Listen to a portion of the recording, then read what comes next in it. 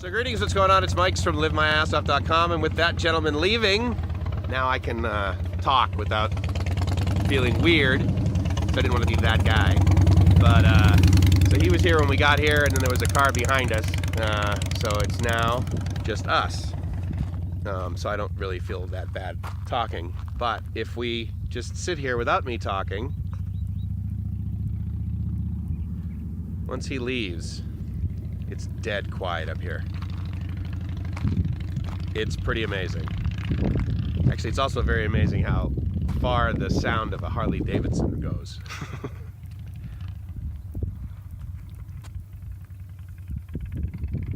Almost gone. Wait for it.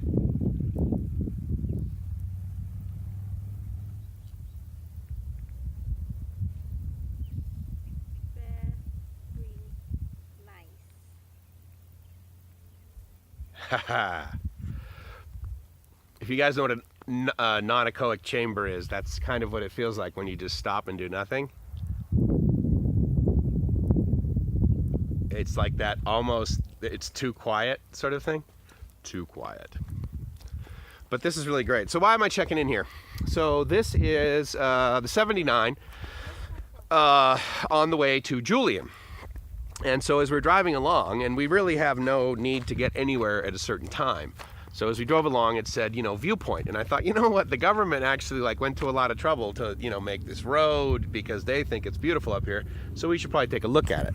So we are at Desert View Park, which actually, now that I think about it, maybe these three folks, or more than three, I guess, Marshall Terry, the Mosler brothers, and Colonel Ed Fletcher. Maybe those three sets of folks are the ones that made this sort of thing possible. But I would submit that the California State Park System maybe keeps it. But anyway, so we stopped here to take a photo and a video. And we're heading that way. We're going to head towards Julian, and we may or may not stop. It's quite touristy. If any of you know where Julian is. I learned a new fact, sadly, about Julian, and there's a car pulling up, so actually I'm going to stop talking once he gets here. But there's a sad part about Julian, which is they actually ran out of apples, and so therefore they don't even have enough apples to make the apple pie that they're famous for. So anyway, we'll check in later, a little further along the trip.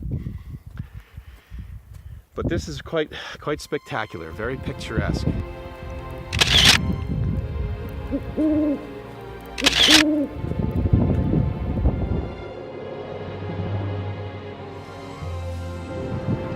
Nice. We can stop here. Wow.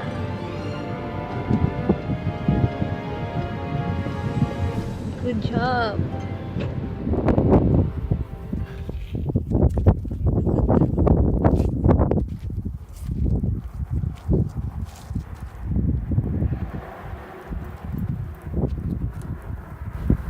And then there's this vista point that we stopped at on the 74.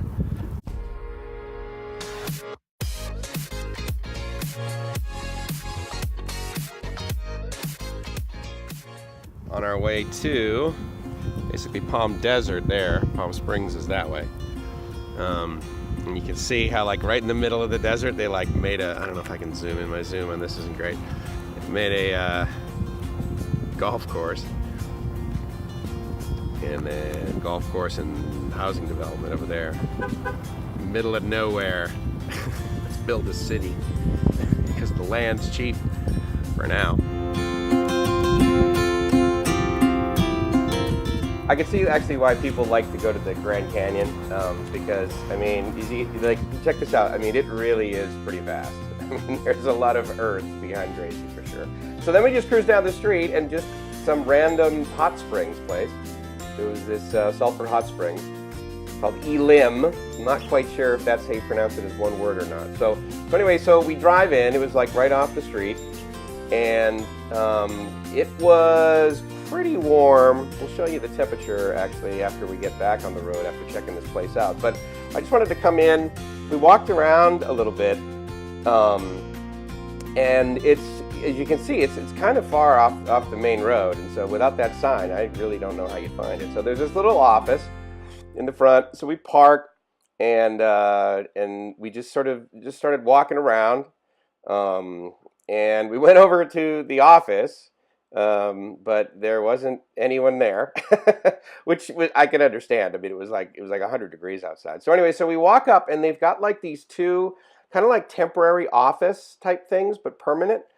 And then just on the other side of it, there are all these hot springs. And the guy was like, this one's 87 degrees, this one's 104, this one's 107. Then you walk out, and for $25 a day, you get this whole like picnic area. So you get like a barbecue, and it's got a cover on it. And then there's little bathrooms, like actually right here on the right. This guy was totally cool, actually. He was walking us around. He was Korean. And yeah, so let's see, hold on. I think there's a sign up here on the right that talks about the price. I think it's $25 per day per person, and then kids are only $15. It's open less time in the winter, but actually look at the picture below. I don't know if you can see it with the reflection, but there is snow in that picture actually. So in the winter, the sulfur springs are still just as hot. But anyway, so here's the information. I don't think they had a website, but you could just Google Elim Hot Springs. Check it out. Then we got back on the road, and it was getting hotter and hotter and hotter. I loved it.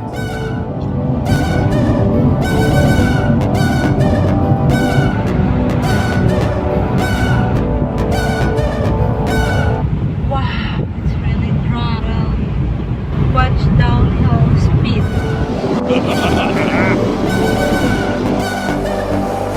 Mike.